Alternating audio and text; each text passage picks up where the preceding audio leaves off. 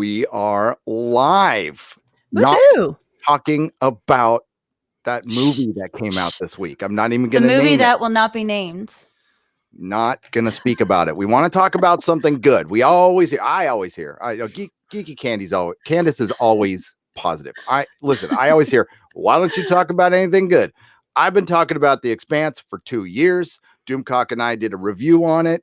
I'm glad everybody who showed up. I wish it was 20,000 and not 1,000. I wish a lot of people were watching this right now. I think they made a huge mistake, which we will talk about. A couple. Yeah, but a couple of mistakes. Yeah, 2 mistakes. But but the show is not a mistake. The show is very good. It's the best thing I've seen this year. It's well acted. And I would like to start out by introducing my co-host, Candace from Geeky Candy. Hello, how are you? Hi there. I'm so thrilled that you invited me to be a part of something so great, which is just us discussing The Expanse, because finally I feel like I've accepted this little bit of it's just something that just makes me feel so good to know that maybe there are people that understand how to translate sci-fi on film well again. And we know these people. We can look in the credits, and that in and of itself is just huge for me, because I really felt like sci-fi is a dying genre for a lot of ways, just because of how it's essentially been hijacked by too many movements, and it's lost the soul of what it was and what made it so great. So being limitless and boundaryless with your ability to think outside the box, so to speak, I feel like more and more these days our creatives and writers are being boxed into so many things, and we don't get good products because of them. So The Expanse to me sort of is an anomaly, and it's a good one right now, especially right now in the midst of the movie that will not be named. So, yeah, I can't wait to dig in with you on this. I wish I could have kept my, and I totally agree, by the way.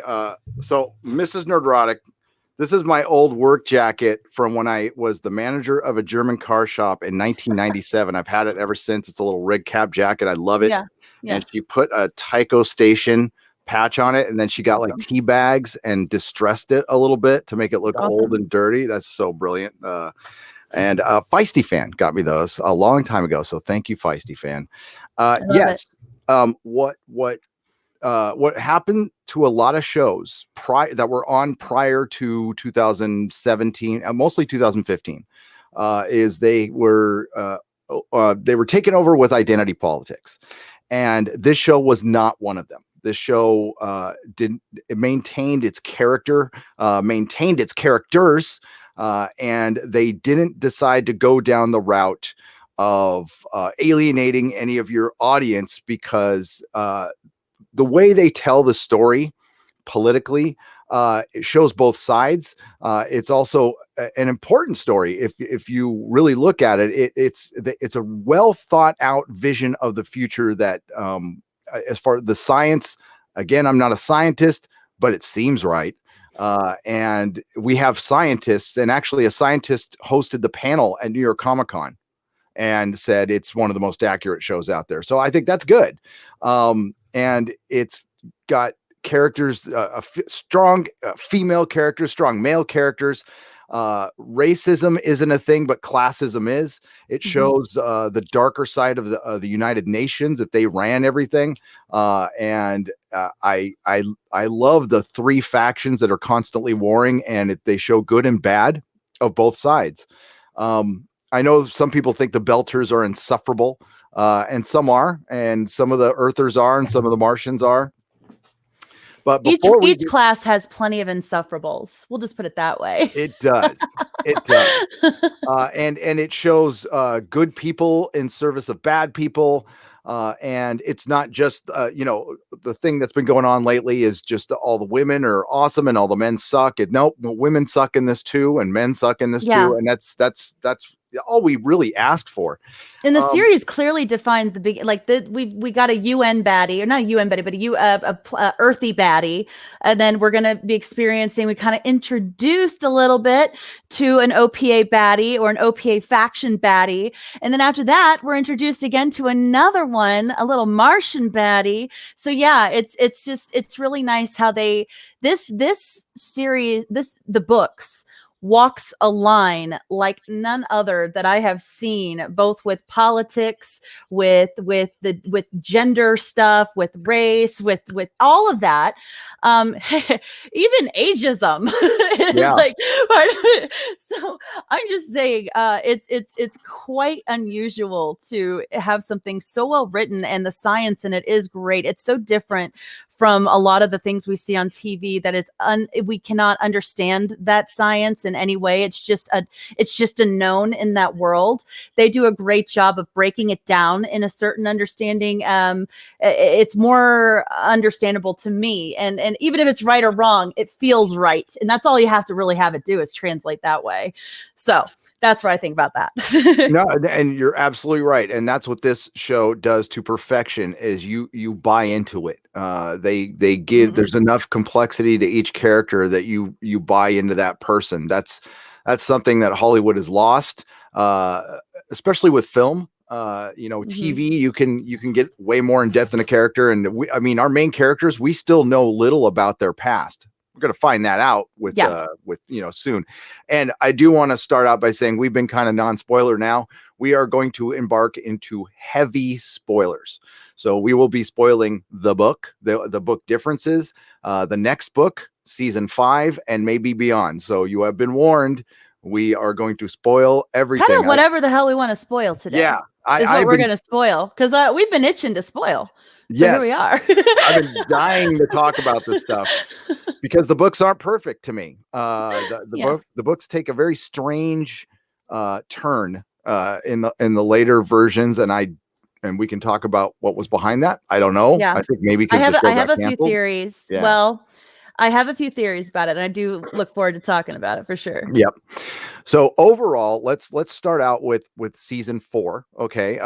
And what were your okay, what are the book changes you like the most, Candace, and what are the ones you like the least? Okay, gosh. All right. So one of the ones that was done, I'm not going to say I like the most, but was done very well to me, was the Bashia and Lucia reversal. I thought that was handled very well. It showed essentially the same character type, weakness, vulnerability, what Bashia had gone through. Basically, the innateness wanting to save his family, wanting to save his home, but going about it the wrong way, and then missing the moment in which he could have changed it for the better. He just barely missed it. Lucia, same way. So I really liked that. And I liked the mother-daughter dynamic more than probably the father-daughter dynamic, I think, between Lucia and Felcia. I just felt that, as a daughter, growing up to having those, trying to battle with your mom sometimes it's just, it felt good for me. I'll just put it that way.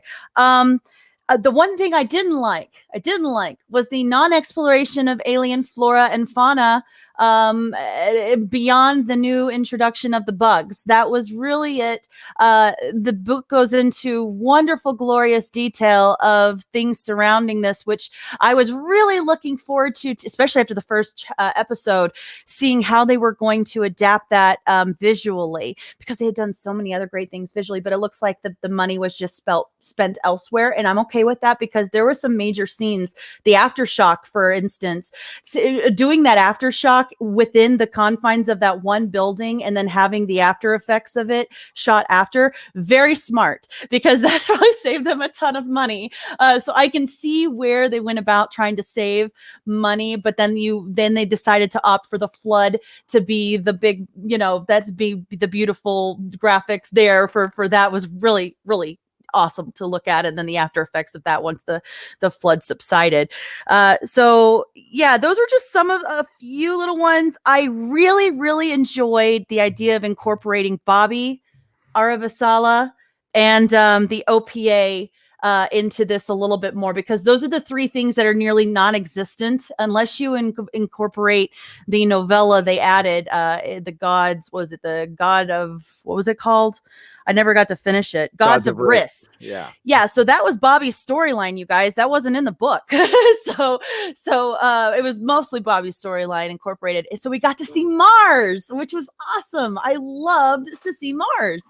So more pros than cons. I do have a few cons, but I think they're along the lines what yours were, and I feel like you would be better suited to state those, particularly with Havelock or the non-existence of him.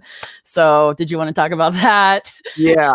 Yeah. So, Yeah. so Lucia was that decision, I fully believe, was a 2019 decision to gender swap. That worked. It's one that actually worked. I was like, when I first saw it, I'm like, you know, and I saw the premiere at New York Comic Con, and Basia, who was the main character, and they also cut out Katoa.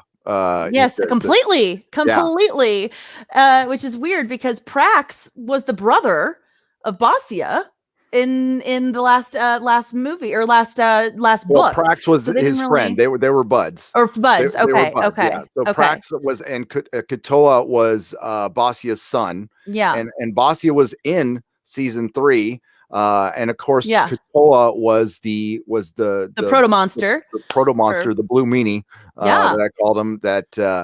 And that was the connection. I think maybe they left that out because it made the solar system look too small. Like I So liked it. he didn't lose a son. He in fact gained one instead. So Yeah. that's interesting. Yeah. So so that was a big change, that and that's the reason. But I think it does take away a little bit of their motivation to go to Illis, because remember when they left Ganymede, for one, Abashia was ridden with guilt because he left his son behind, and he found out his son was still alive when he left.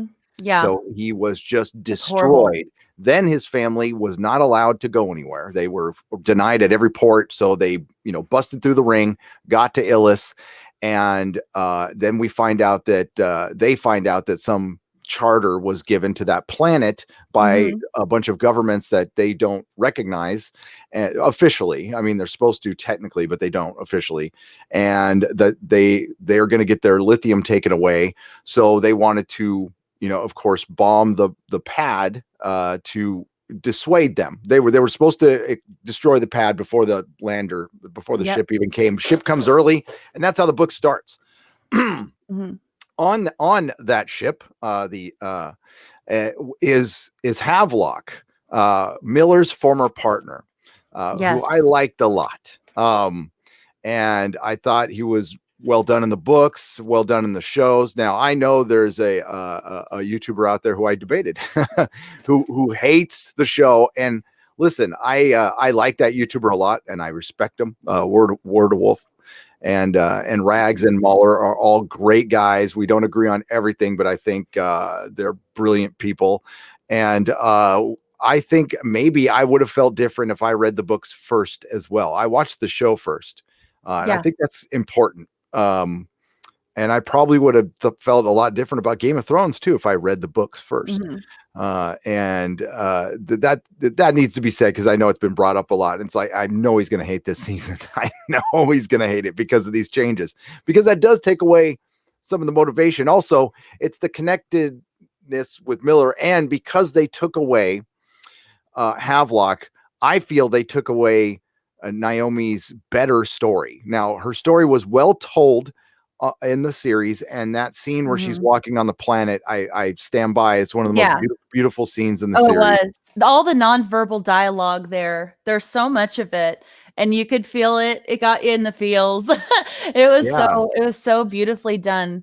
Gosh, if we had shows just half as good as that, I know.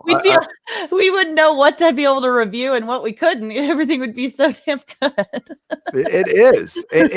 And I love that the crew of the Rocinante are all expats, basically. They're all expats, misfits from their own selected governments, and they became a family, and they're about there's actually a pretty decent family message in this book series and show, which I don't know if the writers intended or not.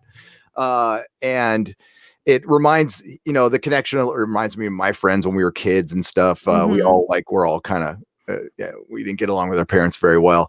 And I think it's very well done. And then we got Naomi's best moment, if they do it right, is yet to come because it's in the next book. And they set up, I think that part very well coming up. Lots of drama with, the family you lose versus the family you choose is a big theme, I think, from this season and next, that we're going to be diving into and getting to know a little bit more about all the characters. If they don't forget to have the characters go back to the places that they hailed from. We don't know that part yet. It's a big change up. So Havelock not being there really took away. There was a whole adventure that happened in space, and the difference was Naomi was down. She would, she later escapes with Lucia, and that's part of it too. But she gets taken prisoner on the Edward Israel, and she's locked up right next to Havelock. So. And she has no idea he worked with Miller. He just took another job. And he's on Murtry's side to begin with, and then she slowly turns him. And he also sees what's going on. And I love that in the book. They would have needed more episodes though. So I think the reduced episode count was why that became a casualty. And because it was ambitious to include the entire Bobby's arc. That took a lot of time. But I wouldn't want to take out the idea of seeing as much Mars as we did. I thought that was quite awesome. And how all the little details, what the kids were playing with, that little space ball toy, just all sorts of really fun things. I can understand that because we do have other moments we can cling to that are super strong for Naomi moving forward. So as long as they don't, and they won't leave those out, because that would be, they cannot leave that next one out. Just put it out. I mean, it's a huge one between, we'll get to that. And I'm with you on the fauna. I really wanted to see the mimic lizard. I know that would have been very hard. They mentioned the mimic lizard, but that's what it does. If you haven't read the book, it mimics you perfectly, and then it throws its stomach up, and that's how it eats. It's pretty gnarly. It's and then there's the not the birds, the bird-like things that they call them, and Elvie, she was good in the series. She was better in the book to me. She was better in the book, and I am going to be one of the few people who probably missed the fact that she spends the first half of the book being completely horny for Holden. She's got this it didn't bother me. That did not bother me. I thought it cheapened her character because, but they did lay it up very well in the book, because they were talking about how everybody else in the ship were getting together and she was not. So, but they didn't really say that in the movie either, or in the show either. So there really wasn't this thought of, well, she needs to get herself some because she's going to have it affect her work day or something like that. It wasn't there. So, but it made sense in the book, but I didn't miss it in the show. And Naomi was there too. So that would have been extra awkward. And then Fayez was kind of taken out completely out of the story. He was just a sub character. And I thought he was a good character in the book that I would have liked to have seen more of. I thought he was going to adopt some of the Havelock stuff, since he was the only one really up in the ship with a part still. So, but just totally nothing, because Naomi never got captured. So no point. Yep. And they changed Carol Chiwewe a little bit. She was there, but she wasn't much in the story. And that's fine. Adolphus Murtry ended up being a pleasant surprise, because I think anybody who read the book or even listened to it from Jefferson Mays saw a Clancy Brown kind of person, like an older, bigger guy. Yeah. But Buzz cut hair, maybe like white, gray kind of buzz cut straight out of the army kind of still. I feel like that's yeah, kind of what I not envision. British, not a skinny British guy from Torchwood who No, not I at like, all. but he did a good job though. He was really good. I was always expecting him to come back, and they kind of set it up where he could, but they haven't brought him back in the books yet. I mean, because remember he was going to Luna, and Yeah. Um, Burn Gorman. yeah. So remind me, just because so much has happened in the books. One of the didn't Amos get in big trouble because I thought he like beat him to death. He almost did. Okay, because I thought He, that was why Aravasala wanted to arrest him. she was mad because he came back in very bad shape. Okay, so but he didn't Yeah, die. Okay, he but yeah, did but he not doesn't die. come back in the book, so I couldn't recall if that was true or not. Okay, yeah, that makes sense. And that would have pissed Holden off if he'd have killed him, but no, Oh yeah, he beats the shit out of him on the way back, thoroughly. that And face he makes.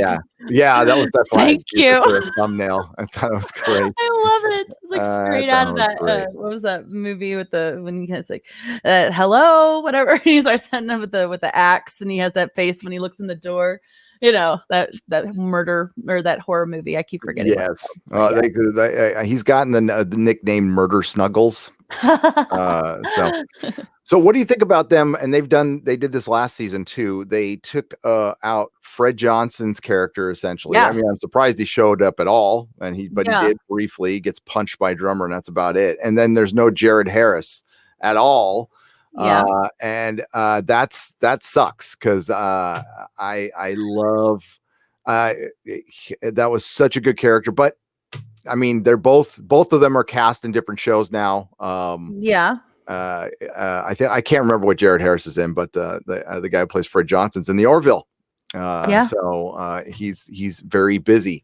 Yeah. Fred Johnson's important, like a very important character that they're gonna need Yeah. to bring in at some point, at least for one thing, in the next book. But Drummer's kind of taken his role, which I think is good. And there was a bunch of stuff they added that wasn't really from they. I mean, they combined characters and stories, but Mhm. Ashford is largely an original show creation at this He point. is, and that's impressive because he was probably my favorite thing in this entire show.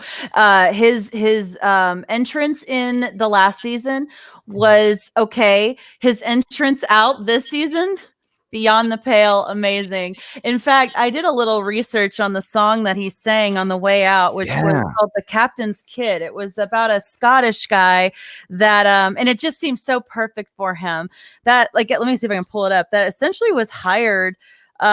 He was hired to help police like pirate ships for the British Navy or something back like a long time ago, and he accidentally one of the Persian ship was putting up the wrong flag or something, and he ended up taking out that ship thinking it was what it wasn't, and he ended up having to be executed for it. And it was a really tragic like situation, but he was just doing his duty and got caught up with the wrong thing, and it was about piracy and very relevant to our and the way they talked to him was like a real salty but morally like convicted individual, and it was that's Ashford to a T. So I that story, I actually want to read a little bit more about him, Captain Kidd, just because it's called The Ballad of Captain Kidd, is that song that he sang a few times, and on the way out, on the way to the execution dock, so and so. I teared up. I was like, no, but he just faces it. He turns, faces it, and sings, and it was so, yes, like that is there's one other character that has a death that is so perfect in this later on. And those are the two deaths I think that I'd say are tops for shows for me. If they do her death the same way, then yes. But yeah, so I mean, I have no complaints with Ashford at all, except I no. wish he lasted longer. Yeah, he went out like a man. He did, but God, right. it was a great performance, and that it's it's one of the better, like, I wonder what supporting character performances I've seen in a television show, and it's right up there with like Tywin Lannister for me. Yeah, Charles I Dance's agree. Tywin Lannister, and Spike, and I've said that before, and I love that change. And the Bobby, Bobby Yeah, you did story that's was the other great. one. That was That's great. the one I'm hoping they do justice for later on because that's a gnarly death too. Like she just takes death by the horns and says "F you." Yep. I'm doing what I want to do on the way out. I love it. So, and this actually, I think, provided better context text than the actual book did for the Mhm. setup of what is to come. And again, we're in spoiler territory, and we're going to talk about Nemesis games, which is my favorite book. It's got a fucked up storyline, a fucked up ending, and it's great. And it's the only book where you're in the heads of all the crew of the Rocinante. It was also Uh, the first book that they were writing once the story got picked up for sci-fi.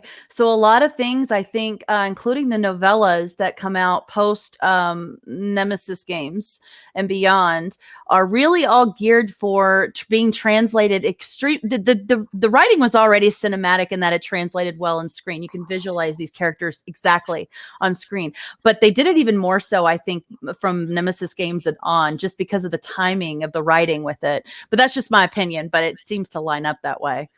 it does for a while, and then it doesn't. And then Yeah, there's something we'll talk about at the end of the yeah, show yeah. that is, I think, a terrible decision that they made in the Mhm. books. I Yep. really didn't like it at all, and I don't think a lot of the readers liked it. There's a character I don't like either, Michio Pa, which they have taken out, which I just can't stand her. She was insufferable, know-it-all, and was involved in the murder of a lot of people. We'll get into that Mhm. number. And then given the leadership of the OPA, I'm like, what the hell? I went on Reddit and like people were like, it was great. I'm like, no, it wasn't. It sucked. It sucked. It was terrible. Yeah, And then she went away. So I was happy she was gone. yeah. Um, but okay, so there's not as much Miller in the show as there was in the book. How'd you feel about that? Okay, so yeah, the first half especially. Yeah, I kind of missed the Miller aspect for sure. I will say the moments that they did have with him though were holy crap amazing. I mean, not just the dialogue that are what was his name? What's the actor's name that did it? I have it written down, but Miller, gosh dang it, I thought I had it. Who plays Miller? Tom Jane. Okay, yes. He delivered his dialogue so great. It's so believable. And the moments when you were seeing through his eyes as the protomolecule.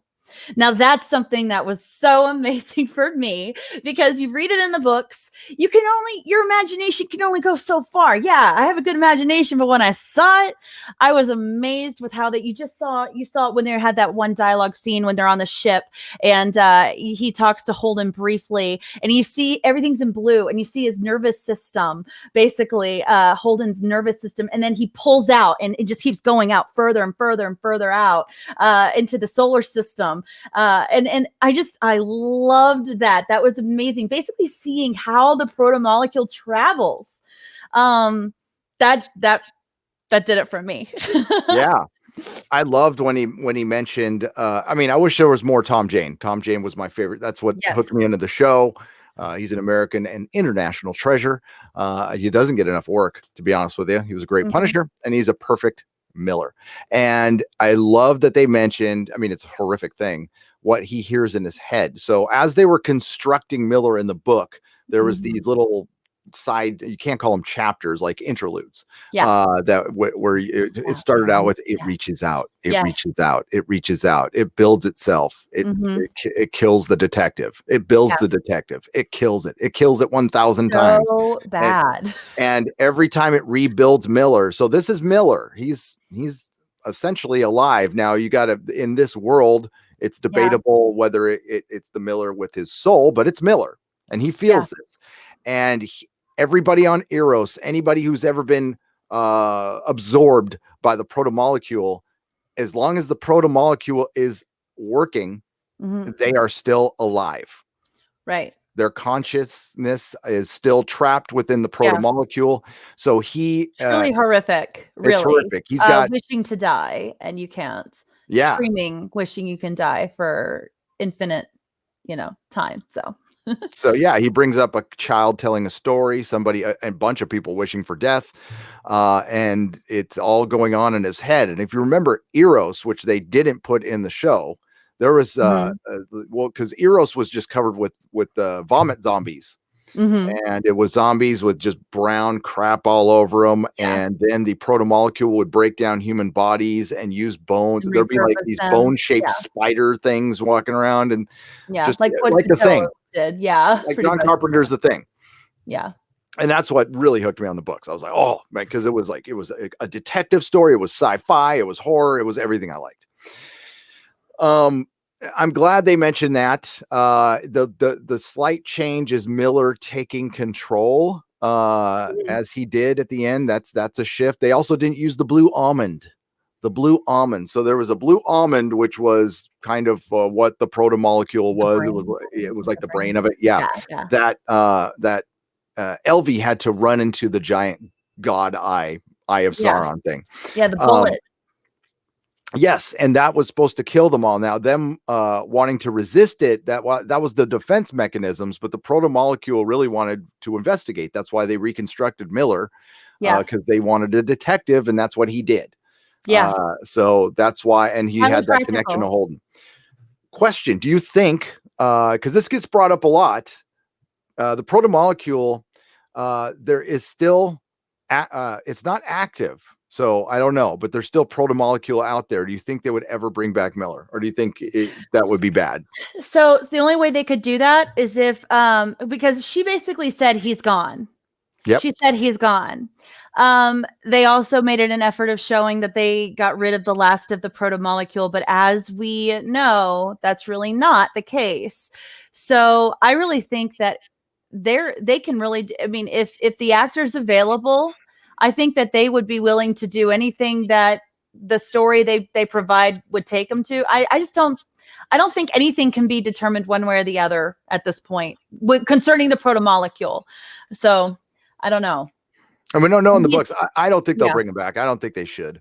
But it gets brought up a lot on Reddit and stuff. And Yeah, I think I he should would be be I done. would love it if I personally would like it if it's done in a very smart way, like for maybe one purpose and then be done, like a one back shot just because, he was friends with him and, helped him through some things.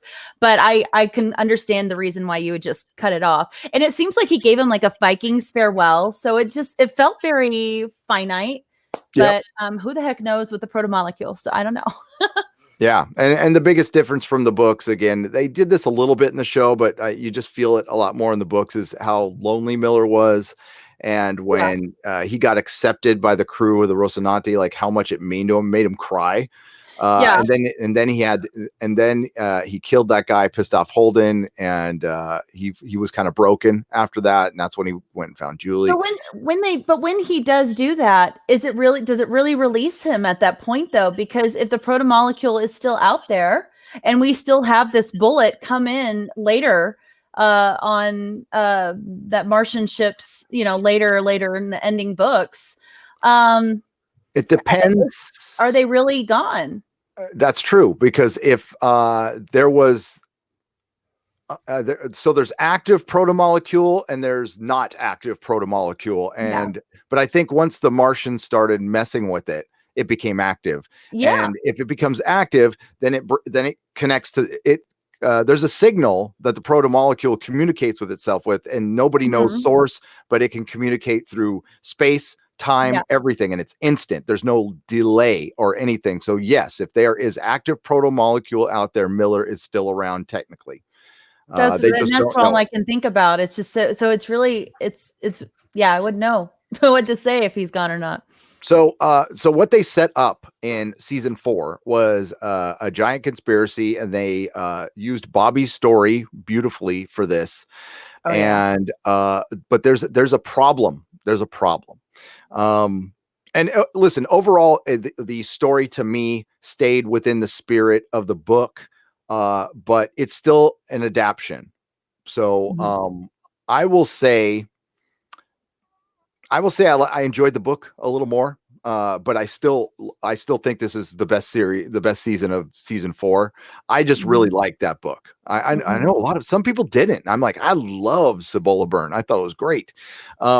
So I think it wasn't as a good of an adaptation, but the last 2 seasons haven't, because they started the show by the first book was told over a season and a half, and I thought that was a better format. Mhm. I wish they kind of stuck with that, Yeah. because they could have ended this season with the destruction on Illis, and they could have just Yeah. gave us a cliffhanger there, and I'd have been fine. And they could have put more of that stuff in Havelock, but they didn't. And that's fine. Right. But I don't want them cutting a single moment out of Nemesis games. I know they have to, but I don't know Yeah. what you cut, because you have, I mean, everything. This is where they get really George R. R. Martin, and they tell stories within stories on the chapter, and we get a background of Mhm. Amos, which I think is Yeah. great. We've been waiting for. He's been hinting for 4 Mhm. seasons. Mhm. I don't know, but the thing at the end. Okay, so we saw Marcos Anaro Mhm. getting ready to fling the rocks. Yeah. Um, I I kind of I'm glad they did that, but then there was part of me. I mean, they needed to do it to build tension. And again, this is a spoiler review. Maybe there's some people out there who will think that the Rocinante will come in and save them. They don't. Marcos Anaro flings the rocks on Earth, and it wreaks havoc on the planet. And Yeah, it, irreparably so. yes, like there ain't no coming back. Yeah, So like it's Armageddon practically. it is. So the Belters feel like they're not needed anymore. And there's a lot of them who cannot live on planets. So Mhm. they are basically left to die after and this is their point of view, after being in servitude to Mars and Earth. And now Mars is collapsing. It's absolutely collapsing. Mhm. And by the way, they were the strongest military, 15,000 nuclear warheads Yeah. and Donnager class spaceships, and a bunch of Rocinantes, which were the Corvette class, and some new ones. And we set up the I guess, besides Pierre Mao, he was a big bad, but this one's much worse, much worse. But Yeah, Nemesis games. Just by the way, the names of these books are fantastic. If you yes, actually take the time to look in, like Cibola Burn, Cibola, it was it's kind of Spanish for, or it's not Spanish, but it just means basically pueblo, and it was the city of gold back in the Spanish expedition, a place that they were looking for, that was just like opportunity, major opportunity, which sort of defines the season and the book, for sure. And Nemesis games, Nemesis one being an inescapable agent of someone's downfall, which is Marco to a T. So we're going to learn all about his downfall, and how it affected not only him but Naomi and their child. And it's interesting to see his character arc for sure, and he is straight up, he's got a vengeance, and that's really all. It's almost one note in that way, but you can understand where he's coming from nonetheless. He is scorned. He comes from I think this season you have Ashford even mention, he's a younger guy that hasn't been around enough to see what was before him. And it's relatable a lot of he's a times. useful idiot. Yeah. But Yeah. he's a very charming one, and it's a very Yes. interesting way of show. He's the Che Guevara of the Yes. Expanse. Yes. People worship and love him, and of course, he's got a puppeteer behind him named Admiral Duarte, which we'll get to. I do want to welcome some people in the chat. Chris Persia and your wrench, thank you. Jibba Jibba, Tim F. It's good to see you. What's up, Belta Lauda? Reality 101, Songbird, Com Trend, James Mayfield. Larry, Mark Lerzeth, Tom will finger, what is up? And yes, I'm Great glad. chats. Y'all are Yeah, awesome. great I know chat. all you guys. And we'll get a couple super chats in here. So Mr. Body Massage Machine for 10 pounds says, in comparison to the book, I think there was less humor. Agreed. Yes, because I thought the being horny for Holden thing was funny. It was funny. It was done there for humor. And everybody needs to get laid. Okay. Especially with Amos. Amos is so much different in the book. Actually, Amos should look like a 10-year older Dave Bautista. That's what Amos should look like. He's not a pretty man. He's old, he's giant, and he's scary. For me, he says, Dominique Tipper is still the weak link. The season was good, but that's against the backdrop of shit TV. We have to keep in mind there is shit TV out there. That is true. Dominic Tipper's character, that's what I mentioned. I think the course she took this season actually took away from a stronger journey in the book than the TV show. So, but I think it was time and not having Havelock. It was like trying to supplement the idea of or just throwing in there, okay, yeah, we're taking that out, but let's just show her drive to want to be planet side and show her work, like how hard she works to do it and what she's willing to give up to be there for him. And yeah, it wasn't as strong as obviously the story they nixed from that. But yeah, so I agree to that extent for sure. Mark Semenfink for $5 says, Gary, Vault 108 says hello. Also, The Expanse rules. If you like sci-fi books, try Legend of Galactic Heroes. I'll try it. I've never heard of Legend of Galactic Heroes. And then thank you for the $5. And Grant Kelbrick for 70 Zardazes says, hail Gary, hail Geeky. Absolutely love this conversation about the awesome story. Lord of the Rings is my all-time, but The Expanse is definitely slipped in number 2. Yes, Grant, nothing will for me be better than Lord of the Rings ever. I still enjoy it to this very day. The film and the books. Yeah, it's masterful in every way. They didn't need all the huge technological CGI things they have today to fill in for lack of story. Nope. They did it perfect. They really did. And they took out what they needed on the books, poor Tom Bombadil. Bombadil. He's a little weird. That chapter is a little weird. But I remember reading it on an acid there. I'm glad I didn't drink when you said that. I almost did. Oh damn it! My screen was locked the whole time. Why was the screen locked the whole time? That's lame. Oh well. We'll re-up it. Hang on a second.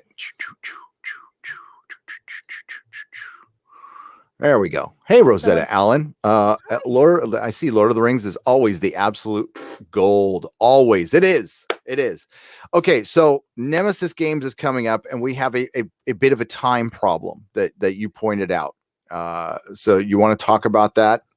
Sure. Yeah. So Nemesis Games starts with our characters basically dispersing the Rosi and going their separate ways. It's one of the first times that James is by himself, like seriously by himself. Naomi gets a strange text from somebody in her past saying that Philip, her son, is in trouble and she needs to leave immediately to go to Syros, right? Or Siri Station.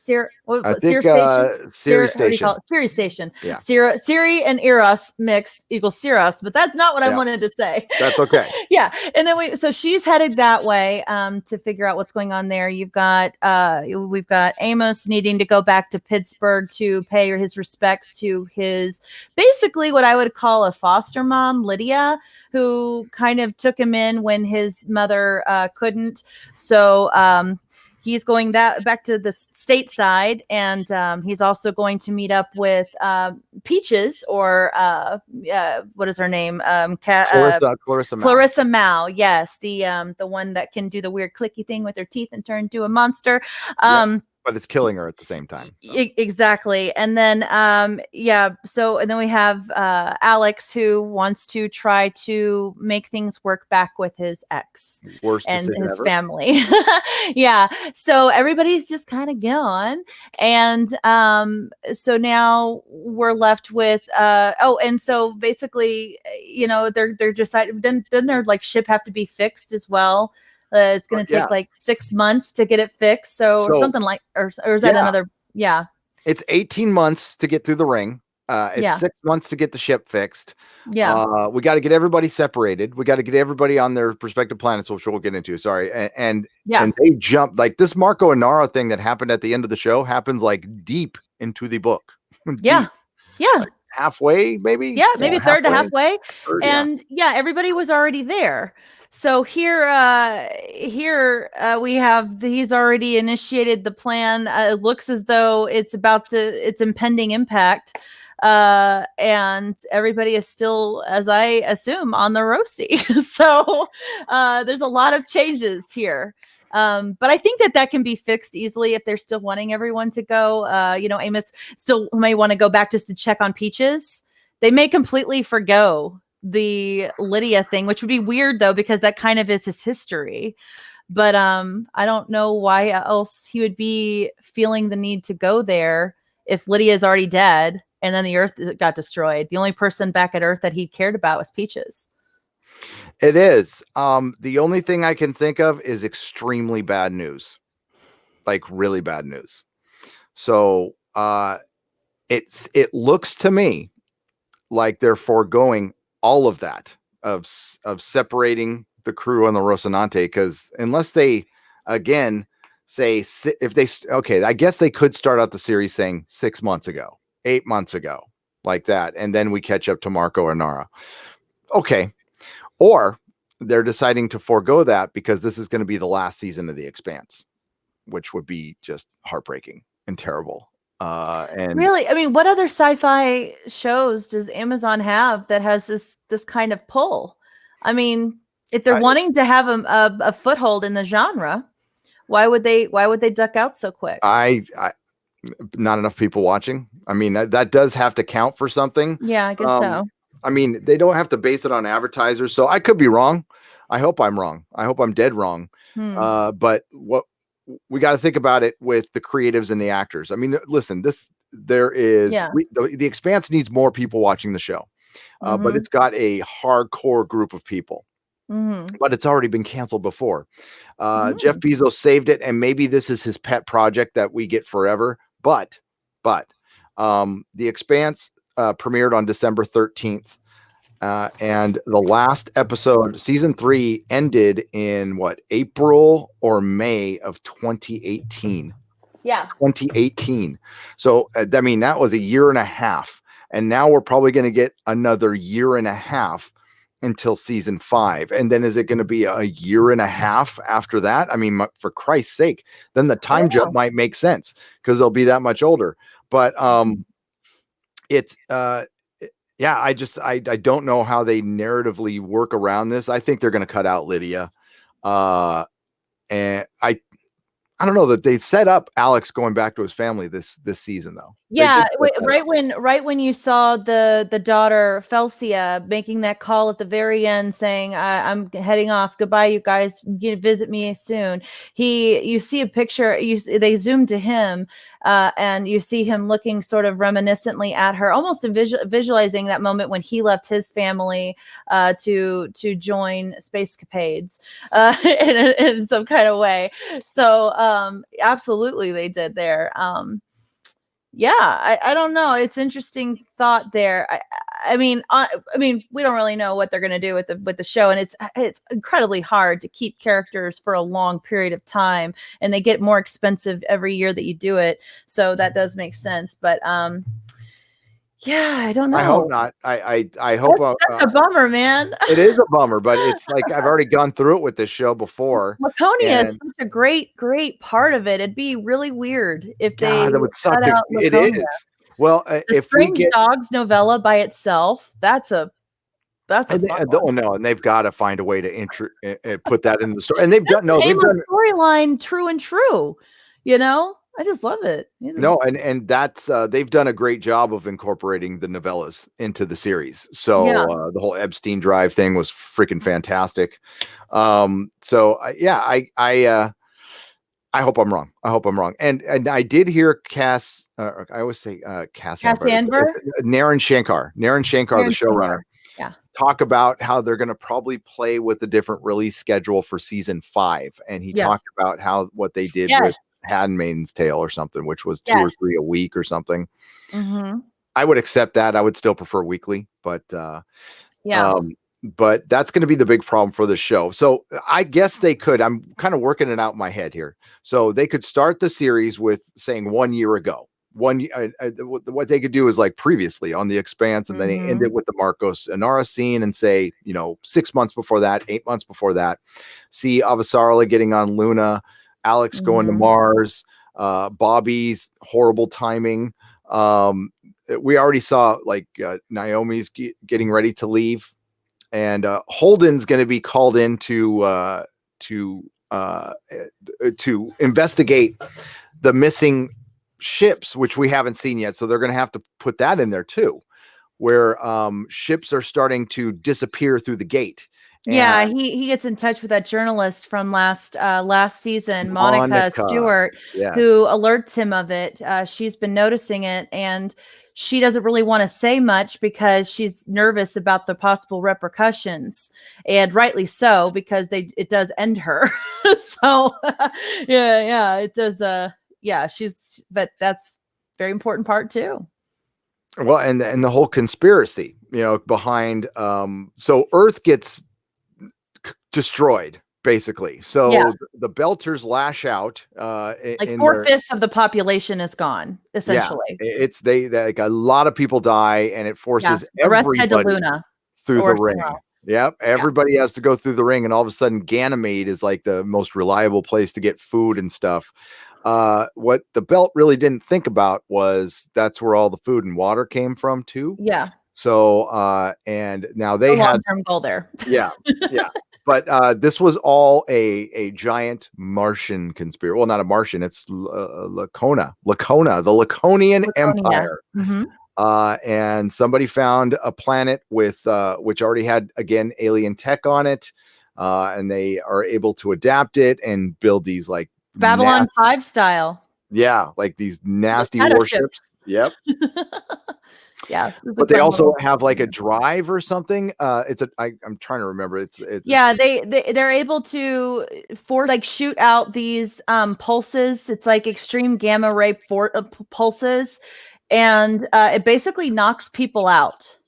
You become rendered unconscious for a small period of time, and as they do it more and more, the period of time expands up to like half an hour. You're just knocked out You get all over missing the time. Yep. yeah, which is really funky. And So and then if when the ships sometimes it's like one, it depends on the ship, and they have to figure out time. There yeah, is a formula for the ship. Ships disappear as they go through the ring, yeah, and they're getting like disassembled to the molecule, like they're yes, just getting undone.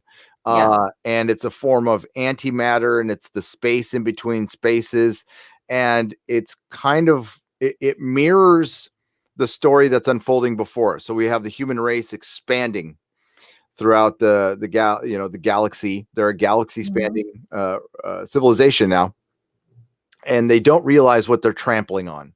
And it's not on purpose. It's incidental. You might not even know it's there, and that's essentially what I believe the proto molecule creators did, which was a hive mind society, and they were building these ring gates, and they popped basically holes in in the fabric of reality, so you yeah, can travel through time quicker. And they didn't think that there might be something living in the space in between spaces, and they might not like it. They might not like getting trampled on. yeah, Um, which was something they did in Star Trek Discovery season 2, which I completely believe they ripped off from the Expanse. By the way, with going through the mushroom network, and it turned out something was living in there, and yeah. it was stupid. And then you can bring people back to life with like poop. Yeah, mushroom poop. Yeah, it's that bad. It's really that bad. I hope you never watch it. So that is fascinating, and really they haven't. I mean, they've given us little hints here and there, but we don't know what it is. And we have one more book to go. And usually James S. Corey has been like, they come out with a book every year. The only delay they had was Yeah. due to a printing error. Yeah. But we don't know when the final book's coming out. They I haven't think it's announced it. Are you sure about that? Last time I checked, I didn't see it, but I'm not Okay. 100% sure. I thought I saw rumblings of it being in May of next year. They usually have a title by now too. Do they have a title? Upcoming It just ninth has it as The Expanse book. Expanse Untimed. Yeah, The Expanse, and that's it. Authors have stated the book will be released sometime in 2020. Okay. Yeah, yeah. No, this is Reddit, so yeah, take I that bet with they're waiting a grain of until salt, but maybe they're waiting till after season 5. could be. Let's see. Maybe they don't want to spoil anything. I don't know. I just listen, the direction they took later on in the books, I think it might have had something to do with the show being canceled. They're like, okay, we can do whatever we want now. And I don't know.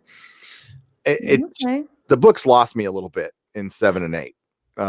It was I'm sorry, book 8 was good.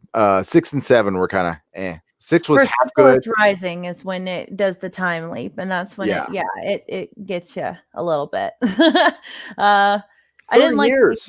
I didn't like seeing 30 my years, not character, but 5 years, not that 10 was a years, big 3 drastic decades. change with the characters. They worked so hard to develop these very believable, almost familiar, like family kind of characters to yourself. I mean, you get to know them extremely well, especially after Nemesis games, and to do that right after feels so strange. It took me. I don't even think I really ever got over it.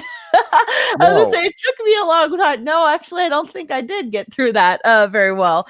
Um, no, they better not do that in the show because, for one, 30 years later, they're still in the Rocinante traveling yeah. around for 30 years. I mean, it's like it makes no sense, and they try to explain it with the aging pills. So So they're yeah, trying. and I think that the big thing too is we needed to have a period of time for Duarte to be on Laconia Yep. developing the protomolecule. So that is the reason they needed to do that. But I don't think there's anything else that they needed to. There's got to be some kind of plot device that they could have used to explain that rather than age our entire solar system 30 years. I would have thought about like the All of ring our that goes family. to Laconia. Time acts differently on the Yeah, other side, that's what I'm saying. Some kind slower. of Yeah. yeah.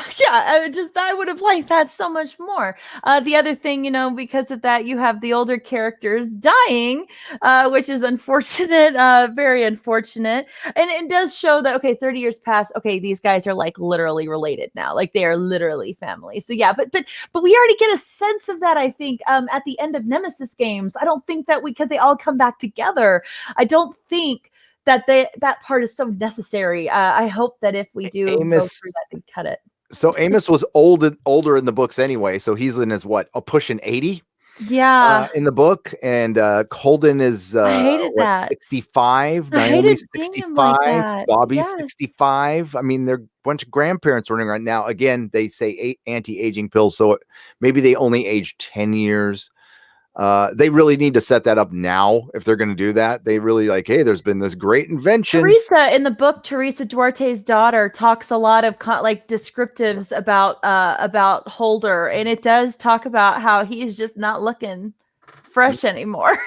No, he's old. So it really is. It's upsetting to hear that consistently that they're old. Like they make it a point to let you know over and over again that they are old. Over and over again.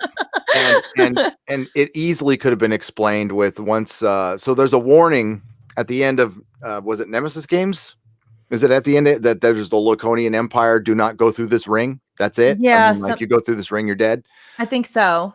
So just make the Laconian ring like there's something with it. We can't explain it. That when you go through it, the time acts differently, and they were just there longer, and they were able to develop an empire, and then they worked away with that special drive. They worked their way around, the time thing, and Boom, done. But see, then Duarte used the protomolecule to maintain his youth and to try to look into live forever and stuff. And so how would that be different from everyone else in Laconia?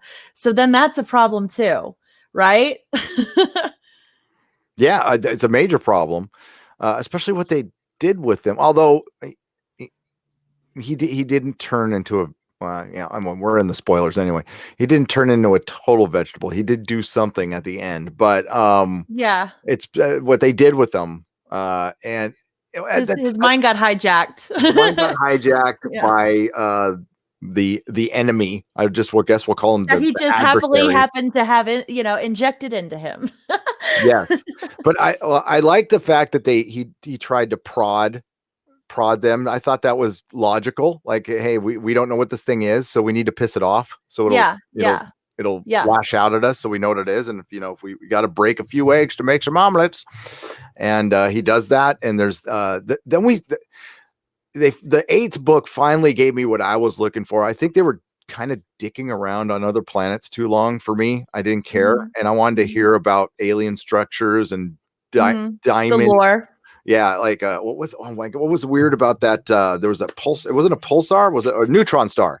The neutron star, which had Mhm. no systems around it at all. Yeah. And then they find out what it's for, and it's really that was cool as hell. And then Mhm, the ship gets put back together, and it's like the Philadelphia mhm. experiment. I don't know if you're familiar with the Philadelphia experiment, but Would uh, that like a isn't that like a Alex Jones thing? a conspiratorial art bell Yes. thing. Yeah. So the Yes. Philadelphia experiment was basically I've heard it. the urban legend goes that Einstein and Tesla worked on a project together to try to make ships invisible to radar in World War II, and they Mhm, wanted to use magnetic fields. So they had mhm. these giant magnetic field generators on the oh my god, I'm forgetting the ship now. I used to know that ship by heart, but it was in a Philadelphia shipyard, and Okay. supposedly they turned these things on, and the ship disappeared for a little bit, and Hmm. it ended up in a shipyard in New Jersey, and then it plopped back, then it reappeared in Philadelphia. And the room again, the urban legend is that it basically transported real quick and then came back. And when it came back, men were like halfway through the hull. Arms were sticking out, and yeah, yeah. So it's like a bad transporter accident, you know. And that again, that's an urban Wow. legend. And I'm not saying it's fake news. Well, that's a cool story though, either way. It's a great story. I love it. And Anytime you have people halfway in and out of walls, I'm all ears open to that. no, it's the Ellington. Oh God, now I'm gonna have to go look.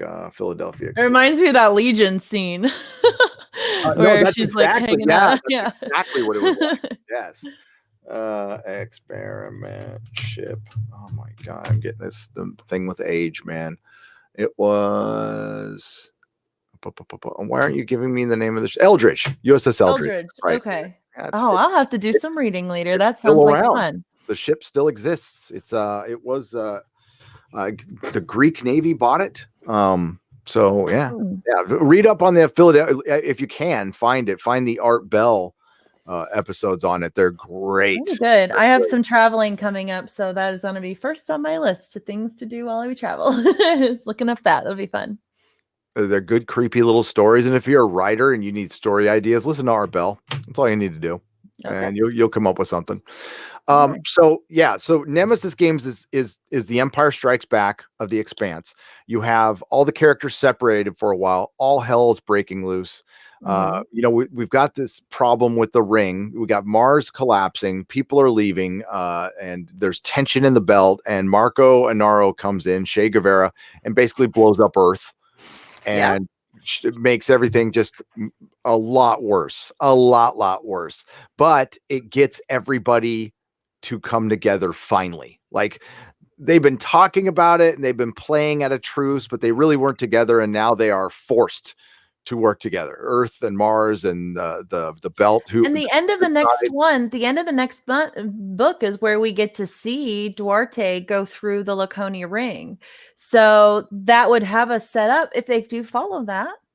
That would be a hell of a cliffhanger to end. They would have to not incorporate really Duarte very much. If they plan to end it there, I wouldn't see Duarte's character at all. I would make Marco would be the big baddie that would be invested in for this season. And because what's the point of Duarte? Duarte is being built up in this book, in book 5 for the latter half of the series of books. So I think Duarte's coming in for sure, though. I think they will bring, because they mentioned the Martian connection at the end of the series. yes, And, they did. and Ashford's message that he sent out at the end obviously went to Drummer. Mm-hmm. So we'll see what justice we get with that. So I hope I'm wrong. I hope Yeah. I'm dead wrong. I mean, they could end it. I don't want them to, because they have so much. I mean, it's just getting going, really. Yeah. The story's And the just getting going. visuals they did put the money towards with CGI and stuff was just beautiful. Seeing the relics brought to life in that way, seeing Miller commandeer that one alien relic, the crabby one, as they mentioned in the book, and And it taking it looked to like the it did in the bullet book. was I listened to you talking about that, where you're like, that is the nightmare of any special effects guy putting something like that together, and they did it. They did it. I mean, it looked amazing, I thought. So I don't know, I want more of that. Oh I do too. I mean, if you think about like the proto molecule culture, it's all about practicality. They yeah, don't care about how something looks. They're a hive mind, so yeah. it just needs to be useful, and we would not even understand. So a giant, remember in the book, LV touched it and she would cut herself. It was Mm-hmm. just filled with jagged Oh, it's edges, and she's perfect. trying to hold its hand. Miller's I all, hold loved my it. hand, brr. Yeah. Oh my uh, gosh. Oh, and then one thing I did love too is that we got to explore like, I don't want to say temple, but the huge structure much earlier in the show than we did in the book, which was really cool too. I like in the book we don't really I don't recall us really getting into it until much later, but it was like yeah. the second episode here. And we could literally talk about this for hours, but we have to get some super chats here. And Yeah. Norwegian Kryptonian sends his love for 22 Norwegian kronas. He says, "Hi, geeky XOXO, Back XOXO." at you, Norwegian Kryptonian. And that Norwegian Kryptonian is cool. That's great. Dragon in the West for $5. Who should play Admiral Duarte? Edward James Olmos? Oh God, I would say yes emphatically if he wasn't in Battlestar Galactica. But I can't think of the actor's name now. God damn it. And Admiral Hmm. Duarte needs to be, well, since his last name is Duarte, I'm gonna think he has to be Filipino? Because uh Duarte is a Filipino name. is it a Filipino? I was thinking it was Hispanic, but maybe it's a Well, Filipino name. Hispanic is part of Filipino too, but There you go. the Either president, one. yeah, either way. Either The one. president of the Philippines, I think, is President Duarte. So Oh, that's right. That's right. yeah. That's right. So that's the one that pops in my head anyway right now. So, okay. I Admiral Duarte in my head when I was reading the books, I saw Doctor No from James Bond. That's who I saw, Yeah. Doctor No. So we Dark need somebody who looks features. like Doctor No. He needs dark features for sure. His daughter has them as well, so that would make sense. Give me a moment on that, and I'll get back to you. I'll find an Admiral Duarte, but Edward James almost. I don't know, because you need somebody who can come off a little psychotic too, and I don't. He's too nice. You'd want to like him, but Mhm. you know what? Admiral Duarte is supposed to be charming as hell. Like like Holden even goes like, I kind of see where the guy's coming from. He's crazy, but he's not wrong about some stuff. Yeah. So it has to be somebody convincing. Good. I don't know. What do you guys think of the chat? That yeah, I know y'all are gonna say no, but just off the bat, because I love him so much, David Tennant. I love David Tennant. I would love to see him in this story some way. I think he'd be great. He wouldn't be terrible at all. I again, I Does he see go psycho towards the end? Crazy psycho, and David Tennant plays psycho so well. well, So well. yes, He's and like a Jessica Jones. He was great. he could definitely do that, his brain well, he starts talking gibberish, right? And just making hand motions. So he's connected to something else. Yes. And maybe he becomes like a puppet. Well, and he blows up somebody's head though. So Yeah. with his mind, right? Yeah, So yeah. The people that were like taking care of him or something. yeah. So yeah. That's a good question. I like David Tennant. I will never say no to David Tennant being in I any. know I can't either. And anything sci-fi, I really just want him in it. I love him in sci-fi. Anything sci-fi. Yeah. Richard Jones says they had to fix the ship because of damage from tethering the ships together in book 4. That's right. One of my favorite book 5 was one of my favorite book 5s was in when I one of my fave in book 5 was Sin. Yes. And I was sad when he died. Yes. Sin was one of those good people in service of bad people. Good person in a bad place. Yep. And he just cared about Naomi, and He knew her Naomi. history. He knew what she did in the past, and he didn't Yep. want her to repeat it. It was so sad. He thought she was killing herself and she wasn't. And he ended up getting spaced, and she had to watch her friend get spaced. But it was either that or everybody else dies. And she had to have a convincing suicide. Yeah, and then her moment where she's out there doing the Belter signals to warn off the ship that's Naomi's greatest moment in the series. So hopefully Dominic Tipper can pull that off. Bear Nerf Fun for $5. Gary, you should shout out Drew. He's part of the fourth wave crew taking care of his sick mom, and the gas shut off. Sent his PayPal info to Chris Persia. Hail. Yeah, send it to me. I'm sorry to hear that. Let me know. But yeah, I can talk about it on the Inquisition, Bear Nerd Fun. And Chris, let me know about that. Let me know what's up. I mean, forgive me, I got to know the details first. I mean, that's very sad to hear though. And if we can get somebody's gas turned on, which I can't imagine would be that much money, I think we could help. We just got to vet it. That's all. It's, you understand Bear Nerf Fun. It's the internet. So, but I'd be happy to help if I could. Mr. Body Massage Machine. Has anyone read Space Team by Barry Hutchinson? No, I have not. Not sure if it would translate to TV, but still funny, light read. Space. I haven't. Mr. Body Massage. I'm writing it down right now. Yep. It goes into the notes. Goes into the notes. I just flat out don't have time to read as many books as I used to because of YouTube. Yeah. So it's tough. But I managed to read the Witcher book and I liked it. I did. Blood of Elves. Oh, you got through it. Oh, good. Yeah, I liked it. Yeah, wasn't that fun? Yeah. Another live stream, perhaps. Oh yeah. Oh yeah. Well, you can join. I still I haven't done book reviews.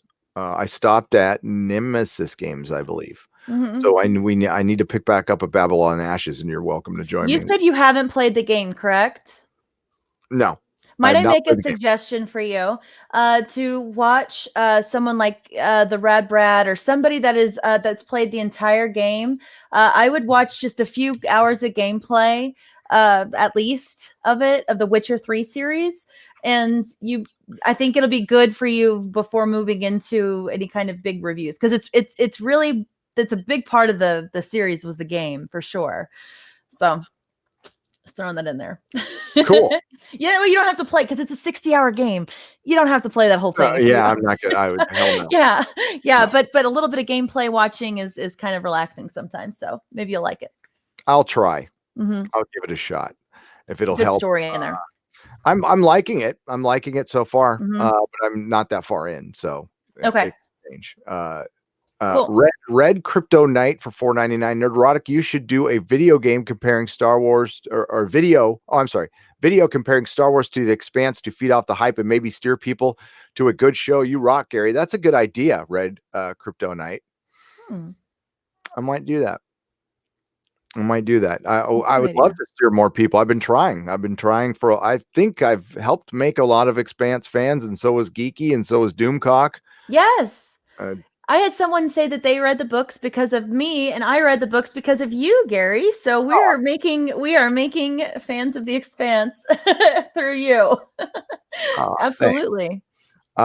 It's been a crusade of mine, and I'm bummed. I'm bummed. And we're gonna read a couple more super chats, and then we're gonna end with their mistakes. And I'm disappointed that I think they made a huge gaffe, and they're paying for it right now, like this very minute. Yeah. Rosetta Allen for $5. His name is Drew Taylor, and he's one of the writers for Bounding into Comics. He's the one I have been fundraising for this month. Oh, okay. I know Drew, and I know Bounding into Comics, and I'm good friends with John F. Trent. So I'll talk to John, Rosetta, and just Rosetta, DM me, okay? Let me know how much he needs to get his gas turned back on. Okay. I mean, cause like, how much could it be? I mean, if it's, if it's a couple $100 or something like that, I mean, I can take care of that. No problem. Destiny Captain for $1.99. Gary, what's your favorite Devo song? That is interesting. Do you have a favorite Devo song? I couldn't name one right off the bat. I like that. Just impromptu random question though. That's great. Let's see. I got one or two. I mean, it's not going to be Whip It. I'm not going to say that. I'm not going to say that. I mean, I like Whip It, but I like early Devo. Okay. Yeah. So uncontrollable urge is probably my first favorite song. I love the hats though. Like my hats, those hats are beautiful, man. But that would probably be it. Yeah. No. It's got a great bass line to it. Yeah. But yeah, uncontrollable urge. And I love me some Devo, some old Devo. What a wonderful world for you. Not boom, boom. Early 80s new wave is new wave is great. Probably my second favorite music of all time. We're talking Oingo Boingo, Cars, Devo, Missing Persons. Just that shit is good. It's good. It was in the early part. See, because what happened to new wave. Sorry, we're talking about the Expanse but I mean music. I was as into music as I was into comic books and stuff. I was, I worked in record stores and stuff. So what happened to new wave was it let producers take over too much, and it got too much synthesizer. Yeah. And I liked the blend in the beginning of rock and synthesizer. And then when the synthesizer took over and they started using drum machines, it went to shit. I mean, just look at the Cars' last two albums. It's like, how can the band that made the first two albums made the last two albums? And, I know one of them was a massive hit and everything, but I didn't like it. And the Cars were genius. And we just lost Rick Ocasek, who was, and we lost Benjamin Orr a long time ago. Yeah. Who was the true brains and talent behind the Cars and a good bass player. But check Twitter DMs, Gary. I will for $2. Hang on just a moment. Let me go check the Twitter DMs. This is Drew from Bounding into Comics. It's funny you're talking about your love of music. Music's always followed me around too. I've always had a hankering for 60s classic rock though. I am a 60s rock girl through and through, and then the 80s hit me hard and I loved every bit of it. In fact, I wish I was born a little bit earlier so I could have enjoyed them a little bit more, but yeah, man, the 80s and the 60s for me. 1966 to 1989. I could say 1991. We're like, that was the best years for music. It died after that, and it never became. I mean, there was still some good stuff. Early 90s grunge and the early punk ska was kind of fun, but that was about it for me. It was done after that. Same here.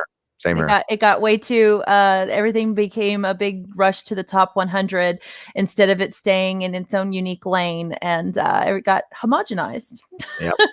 Yeah. I could do a whole live stream on that and how much, and I love all kinds of music. I don't like poppy country, but everything else I like.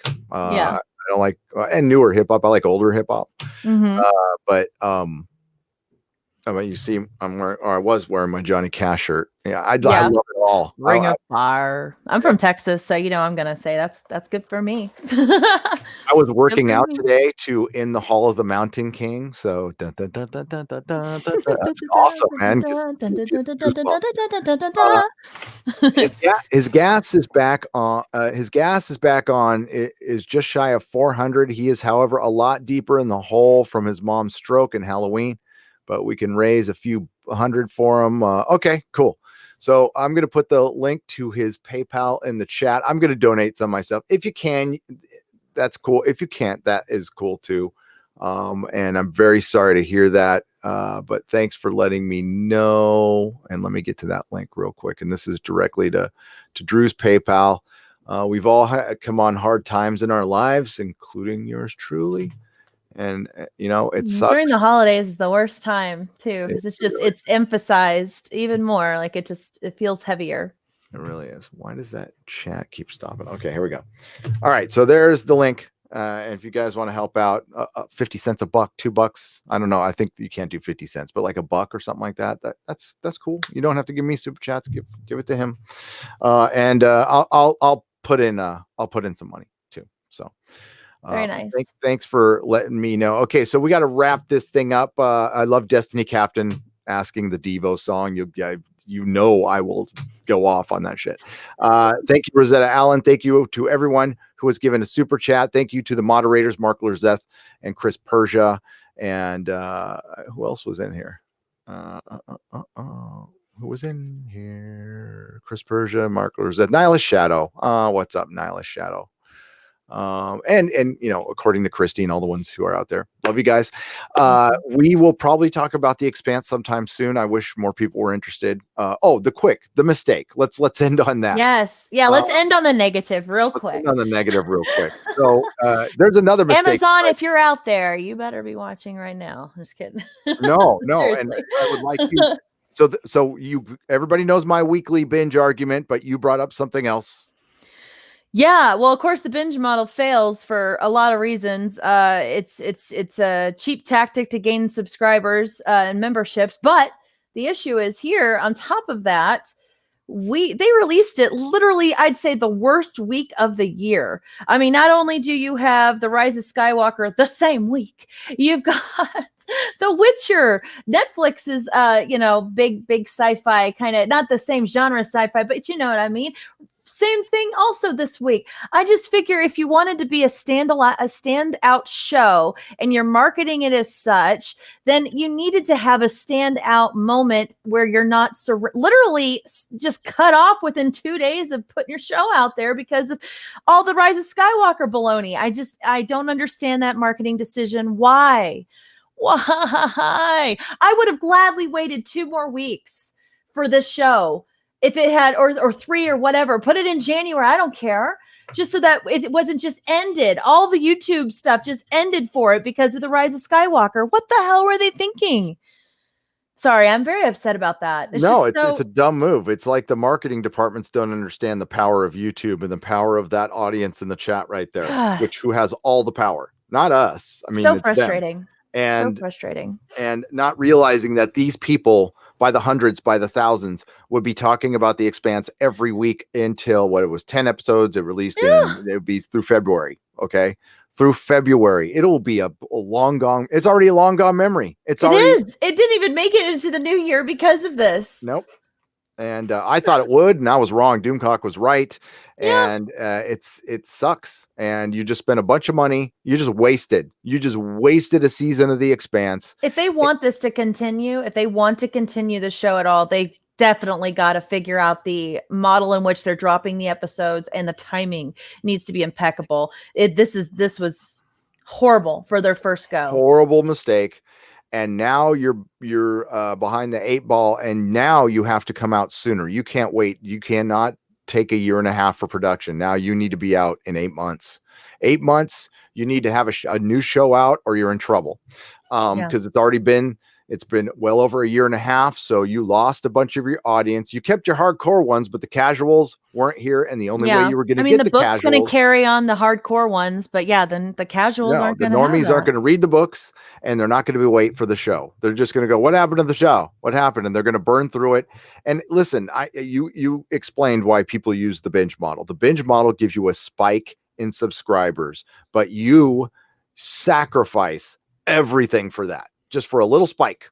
And I Yeah. doubt you got that big of a spike from Expanse. It's not that big a show. You needed to build it, Amazon, and you Mm. effing blew it. And I told you so. I'm going to say I fucking told you so. I've been telling you for 2 years. A lot of your fans were too. You can always binge the show. You can Yeah. binge when it's done. It's not like you can't binge it. But you cannot afford, not even Amazon can afford spending millions of dollars on something Millions that's forgotten easily. in 48 hours. And reach, it majorly increased reach. I mean, I think you could spend billions in marketing and still not have or millions in marketing and still not get the reach that YouTube does, because YouTube is a niche, a special niche of people that look for stuff just like this. And they're not on TV. They're not on the conventional routes that most marketing uses advertisers for. It's just, it's tough.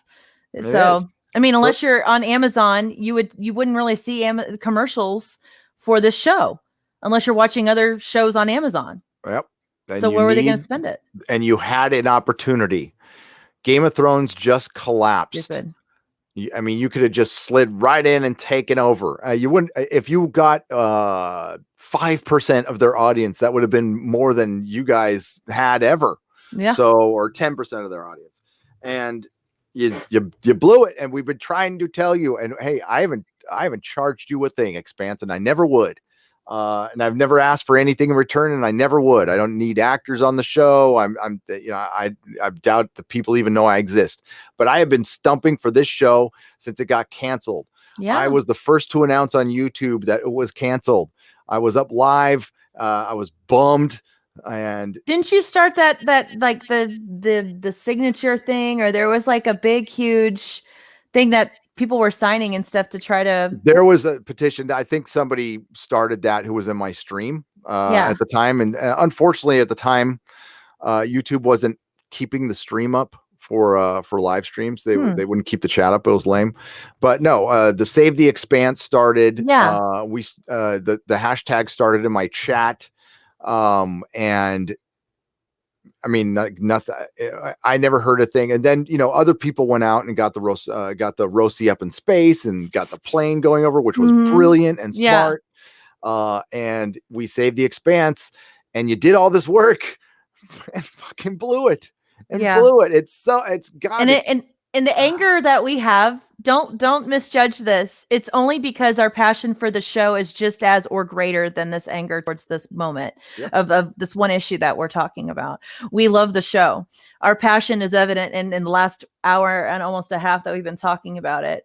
But this is a problem. And if people don't get it together, marketing departments all over, man, Disney screwing the pooch and Amazon. I mean, people need to be put in the right positions with marketing, because that is what breaks a franchise. You put just as much money in marketing as you do in the production of a movie.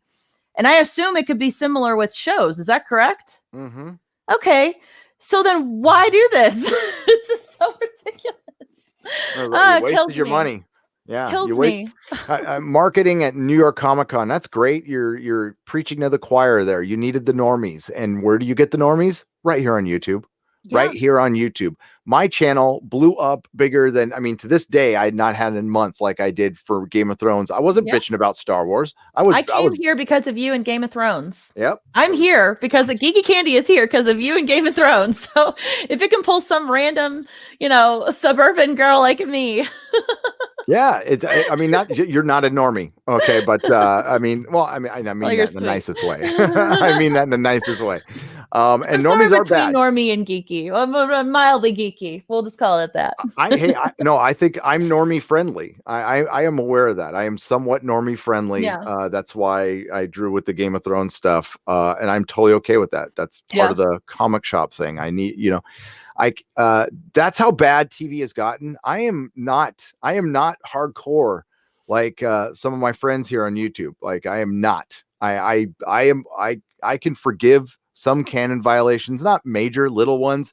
I don't get hung up on that shit. Because I'm more interested in a good story and a good character. And if I'm convinced of that, I can forgive a lot. Yeah. If I was that hardcore, I would not have been very good at selling comics. Because I would just go, well, here's 3 comics you got to buy. Forget everything else. Buy Yeah, Watchmen, Dark and you Knight. isolate your audience that way Yeah, it too. doesn't work. It doesn't work. But that's how bad things have gotten. Because if I'm like consistently not liking stuff, they're not appealing to everybody. They're appealing to a crowd that ain't me, which is very middle of the road. So yeah. Thank you, Geeky Candy. We got one more super chat here. Yeah. Steven Yarnell says, Geeky and Gary, I started watching Expanse on your recommendation and I love it. Halfway through season 4 now. So I'll swing back on this video when all is said and done. Can't wait to hear your thoughts. And it will be on Nerdrotic Live shortly. So there you go. Nice. Geeky, please plug your wonderful channel. Oh, thanks for the opportunity. Yeah, so I'm Candace, aka Geeky Candy. I do have a YouTube channel and a Twitter at Geeky Candy, spelled as you see here.